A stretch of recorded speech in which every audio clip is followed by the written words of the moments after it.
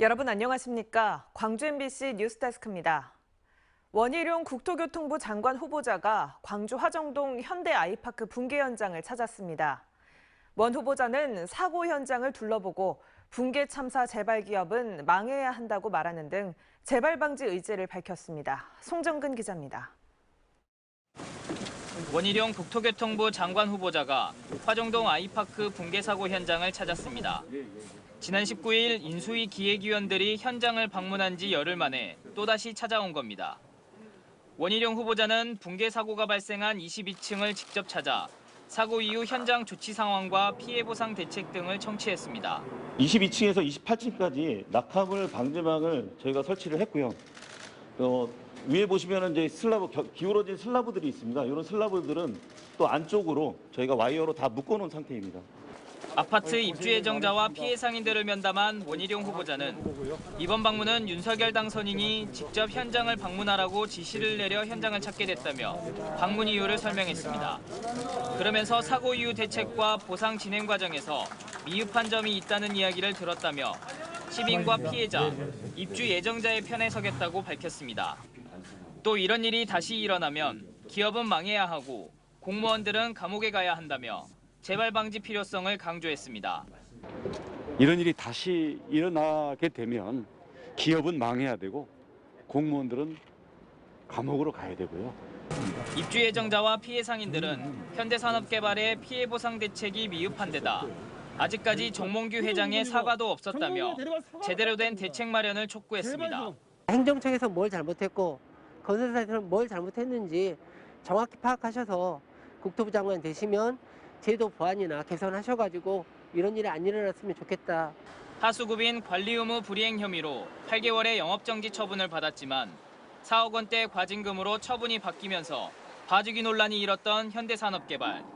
붕괴 참사 재발 기업은 망해야 한다는 원희룡 국토교통부 장관 후보자의 약속이 지켜질지 관심이 모아지고 있습니다. MBC 뉴스 송정근입니다. 사회적 거리두기가 해제되면서 경로당도 속속 문을 열고 있는데요. 한밤중에 경로당을 주로 돌며 1,600만 원어치를 훔친 남성이 경찰에 붙잡혔습니다. 경로당을 노린 이유가 따로 있다고 하는데요. 임지은 기자가 취재했습니다. 칠흑같이 어두운 카페 사무실로 한 남성이 들어옵니다. 손전등을 켠 채 사무실 이곳저곳을 뒤지던 남성은 계산기에서 지폐 한 뭉텅이를 들고 사라집니다.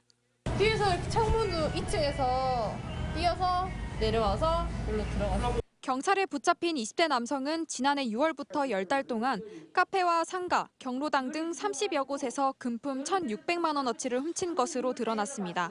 특히 문단속이 허술한 경로당을 20곳가량 집중적으로 돌았습니다. 그러니까 만약에 나 혼자 있을 때 또 그런 일이 없다고는 보장을 못 하잖아요. 그러니까 무서우니까 항상 가슴이 두근거리지. 경로당에서 이 남성이 주로 노린 건 다름 아닌 어르신들이 함께 사용하는 공금 통장이었습니다. 범인은 비밀번호가 적혀있는 경로당 공금 통장만을 노려 현금을 인출했는데 어르신들이 비밀번호를 잘 잊어버린다는 사실을 악용해 경로당만을 노려 상습적으로 절도 행각을 벌인 겁니다. 절도범이 이걸 사용해서 비밀번호를 사용해서 인출할 줄은 전혀 몰랐다. 그런데 절도를 당하고 보니까 여가 비밀번호가 있는 거야. 남성은 생활비 마련을 위해 범행을 저질렀다고 진술했는데 경찰은 이 남성에 대해 구속영장을 신청했습니다. MBC 뉴스 임지은입니다. 광주 동부경찰서는 생후 8개월 아기를 학대한 혐의로 동구청 민간위탁업체 소속 아이돌봄이 A씨를 붙잡아 조사하고 있습니다. A씨는 지난 27일 오후 2시쯤 광주 동구 용산동의 한 주택에서 생후 8개월 된 아기를 바닥에 3차례 내던지며 학대한 혐의를 받고 있습니다. 경찰은 피해자 부모가 제출한 CCTV 영상을 바탕으로 학대 혐의가 있는지 조사할 계획입니다. 더불어민주당 광주시당이 서구청장과 광산구청장 후보 선출을 위해 내일까지 이틀간의 일정으로 국민참여 경선을 진행하고 있습니다. 민주당은 권리당원 투표와 시민 여론조사를 각각 50%씩 반영해 최종 후보를 선출하는데 결과는 내일 오후 늦게 발표될 예정입니다. 광주 서구청장 경선에는 김보현, 김희강, 황현택, 광산구청장 경선에는 박병규, 윤난실, 최치현 등 각각 3명의 후보가 치열하게 경쟁하고 있습니다. 민주당 전남도당이 전략선거구가 된 목포를 비롯해 여론조사 왜곡 의혹이 일고 있는 담양, 그리고 단수 후보인 해남을 제외한 나머지 전남 19개 선거구의 단체장 경선 결과를 내일 발표할 예정입니다. 여수와 무안 등 7개 시군 선거구는 1차 경선에서 과반 득표가 없을 경우 다음 달 2차로 2인 결선 투표가 이뤄집니다. 광주의 중형 아파트값이 6개월 연속 내림세를 보인 것으로 나타났습니다. 평균 매매가가 최근 지속적으로 떨어지긴 했지만 1년 전 가격대를 여전히 크게 웃돌고 있고 값이 비싼 아파트와 그렇지 않은 아파트의 가격 차이도 갈수록 커져가고 있습니다. 조현성 기자입니다. KB국민은행의 월간 주택시장 통계에 따르면 이달 중 광주의 중형 아파트 평균 매매가는 3억 8천만 원을 기록했습니다. 작년 11월 이후 6개월 연속 하락세가 이어졌고 4억 1천만 원까지 치솟았던 6개월 전 최고값과 비교해 액수로는 3천만 원, 비율로는 7.3%가 떨어졌습니다. 하지만 광주의 아파트 시장이 본격적인 하락세로 반전했다고 말하기는 이릅니다. 1년 전인 지난해 4월을 기준으로는 중형 아파트 평균 매매가가 3천만 원 이상 높기 때문입니다. 또 같은 기간 가격이 떨어진 중형 아파트와는 달리 전용 면적 85제곱미터 이하의 중소형이나 전용 면적 102제곱미터를 웃도는 중대형 아파트들은 평균 매매가가 강보합세를 유지하고 있습니다. 많이 빠졌었죠. 조금씩 올라가고 있는 편이 오래요. 지역적인 편차가 그렇게 저는 말씀드리고 싶어요. 한편 고가 아파트와 저가 아파트의 가격 차이도 갈수록 커지고 있습니다.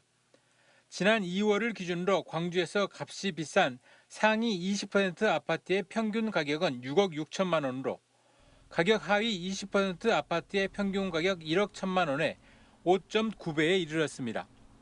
광주의 아파트값 5분위 배율은 지난해 초만 해도 5배수 되었다가 1년여 만에 6배 선에 육박하고 있습니다. MBC 뉴스 조현성입니다. 봄 축제의 대명사인 한평나비 대축제가 어린이날을 일주일 앞두고 오늘 개막했습니다.